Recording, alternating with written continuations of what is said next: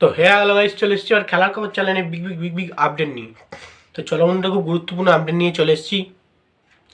ফুল ভিডিওটা দেখতে থাকো, স্কিপ করবে না। স্কিপ করলে কিন্তু ভিডিওর মধ্যে অনেক কিছু মিস করবে। এবং এই খেলার খবর চ্যানেলে যারা নতুন আছো, অবশ্যই খেলার খবর চ্যানেলটা সাবস্ক্রাইব করে পাশে থাকা বেল আইকন ঘন্টাটাকে ডাউন করে বাজিয়ে দাও। বেশি বেশি লাইক এবং কমেন্ট করে দাও, যাতে মোটিভেট হয়ে তোমাদের এই খেলার খবর চ্যানেলে এই ফার্স্ট আপডেট দিতে পারি। তো চলো বন্ধুরা, ফার্স্ট যে আপডেটটা নিয়ে কথা বলবো, খুব গুরুত্বপূর্ণ আপডেট তোমাদের শেয়ার করতে চলেছি এই ভিডিওর মধ্যে। তো ফার্স্ট আপডেটটাই হচ্ছে এমবিএসজি শিবিরে সই কমপ্লিট করে ফেললো আমায় রানাওয়াড়ে।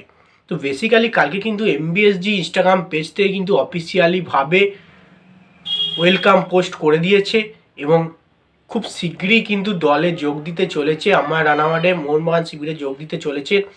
এবং সার্জিও লোবেরার এই পুরনো ছাত্র হচ্ছে আমায় রানাওয়াড়ে। সার্জিও লোবেরা যখন ওড়িশা এফসিকে কোচিং করাতো, তখন কিন্তু আমায় রানাওয়াড়ে ওড়িশা এফসিতে খেলতো এবং তারপরে কেরালায় আসা। কেরালার পরে কিন্তু এবার মোহনবাগানে এলো। প্রথমে কিন্তু মুম্বাই খেলতো। তো যাই হোক, এই আমায় রানাওয়াড়েকে কিন্তু মোহনবাগান ম্যানেজমেন্ট বা মোহনবাগান শিবির পুরোপুরি ডিল ডান করে নিয়েছে। তার সঙ্গে সব কিছু কমপ্লিট হয়ে গেছে, যা যা দরকার ছিল।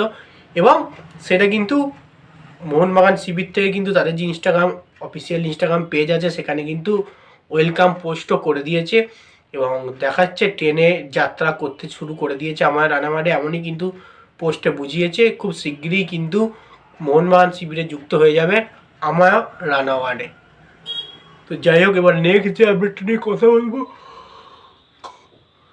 খুব গুরুত্বপূর্ণ আপডেট তোমাদের শেয়ার করতে চলেছি। সেটা হচ্ছে মোহনবাগান শিবির মানে এমবিএসজি শিবিরের ক্যাপ্টেন সুভাশিস বোসকে নিয়ে। ক্যাপ্টেন কিন্তু পুরোপুরি রেডি। ক্যাপ্টেন মুডে রয়েছে একদম পুরোপুরি। ক্যাপ্টেন সুভাশিস বোস প্রতিটা ম্যাচের জন্য কিন্তু প্র্যাকটিস সেশন চালাচ্ছেন। অসাধারণ অনুশীলন ম্যাচও খেলছেন, দুর্দান্ত ডিফেন্স করছেন, তার সঙ্গে দুর্দান্ত ক্যাপ্টেনশিপেরও প্র্যাকটিস সেশনও চালিয়ে যাচ্ছেন এবং অনুশীলনেও দুর্দান্তভাবে যোগ দিচ্ছেন, অনুশীলনও সারছেন। মানে নিজেকে পুরোপুরি তৈরি করার জন্য কিন্তু পুরোপুরি উঠে পড়ে লেগেছেন ক্যাপ্টেন সুভাশিস বোস। আরও বেশি তাকে খাটতে হচ্ছে, এর কারণেই সে একা অ্যাজ এ বাঙালি প্লেয়ার এবং বাঙালি প্লেয়ার হয়ে মোহনবাগানের মতো দলকে কিন্তু রিপ্রেজেন্ট করছে বা ক্যাপ্টেন্সি করছে। তাকে তো এক্সট্রা আলাদা বাড়তি দায়িত্ব নিতেই হবে, যেটা তিনি বরাবর নিয়ে আসেন মোহনবাগানের হয়ে কোচিং ক্যাপ্টেন করানোর সময়। এবং মোহনবাগান দলকে কিন্তু প্রচুর পরিমাণে সফলতাও এনে দিয়েছে ক্যাপ্টেন্সি হিসেবে। সেই জন্যে মোহনবাগান শিবিরের তিনি এখনও ক্যাপ্টেন্সির জায়গাতেই রয়েছেন এবং ক্যাপ্টেন্সি করছেন। এবং ক্যাপ্টেন্সি করার জন্য কিন্তু আলাদা তাকে চাপ নিতে হচ্ছে দলের মধ্যে। যাই হোক, এই হচ্ছে সুভাশিস বোসকে নিয়ে আপডেট ছিল, যে সুভাশিস বোস কিন্তু ক্যাপ্টেন হিসেবে বা ক্যাপ্টেন রূপে কিন্তু পুরোপুরি তিনি রেডি আছেন। তো নেক্সট যে আপডেটটা নিয়ে কথা বলবো, খুব গুরুত্বপূর্ণ আপডেট, সেটা হচ্ছে ইবিএফসি শিবিরের প্লেয়ার মোহাম্মদ রাকিবকে নিয়ে। মোহাম্মদ রাকিব কিন্তু বড় সড়ো একটা চোট পেল এবং চোট পাওয়ার পরে কিন্তু ইস্টবেঙ্গল এফসি শিবিরে আমার কিন্তু একটা দুঃখের ছায়া। কারণ চোটের পর আবার চোট পাচ্ছে প্রতিটা প্লেয়ার। বেসিক্যালি কালকে তোমরা নিশ্চয়ই জানো, এক প্র্যাকটিস ম্যাচ ছিল ইস্ট বেঙ্গলের। সেই প্র্যাকটিস ম্যাচের পর কিন্তু মাথা ফেটেছে মোহাম্মদ রাকিবের। মানে বেসিক্যালি খুব যে গুরুতর হাত পায়ে চোট আছে বা হাড়ে চোট আছে তা কিন্তু নয়, মাথায় ফেটেছে, মাথায় কিন্তু চোট আছে। সেই চোটটা কতটা গুরুতর সেটাকেও কিন্তু দেখার আছে। হয়তো কেটে গেছে, রক্ত বেরিয়ে গেছে, কোনো রকমই প্রবলেম কিছু হবে না। তাও জিনিসটাকে পুরোপুরি বিচার করে নেবে, নিয়ে রাকিবকে পুরোপুরি সুস্থ করেই কিন্তু তাকে মাঠে নামাবেন।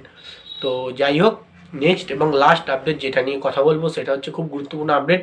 সেটা হচ্ছে ইবিএফসি শিবির কিন্তু ডার্বি জিতলো, এমনই কিন্তু আমি লিখেছি।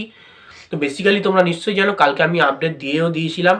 কালকে বিকাল 4টা থেকে কিন্তু খেলা ছিল East Bengal versus Mohammedan practice match. এই প্র্যাকটিস ম্যাচে কিন্তু ইস্টবেঙ্গল এফসি শিবির 2-0 গোলে জয়লাভ করেছে। অসাধারণ পারফরমেন্স করেছে ইস্টবেঙ্গল এফসি শিবির। মোহামেডানও কিছু ভালো পারফরমেন্স করেছে। মোহামেডানকে লাস্টের দিকে 10 জনে খেলতে হয়, একজন লাল কার্ড দেখে উঠে যায় এবং তারপরেই কিন্তু মোহনবাগান ইস্টবেঙ্গল সমর্থক এবং মোহামেডান সমর্থকদের মধ্যে কিন্তু একটা ঝগড়া বাঁধে, ঝামেলা হয়। তারপরে কিন্তু রাকিবের সেই মাথা ফাটে খেলার পরে এবং তার সঙ্গে কিন্তু অবশ্যই ইস্টবেঙ্গল 2-0 গোলে ম্যাচটাকে জিতে নিয়ে যায়। এটাই হচ্ছে সব থেকে বড় ব্যাপার। তো যাই হোক, এই জন্যই বলেছি ডার্বি জিতলো ইস্টবেঙ্গল। তো যাই হোক, এই আপডেট ছিল। ভিডিওটা যদি ভালো লেগে থাকে লাইক কমেন্ট শেয়ার সাবস্ক্রাইব করে পাশে থাকে। চলো বন্ধুরা, বাই। নেক্সট ভিডিও আবার দেখা হচ্ছে।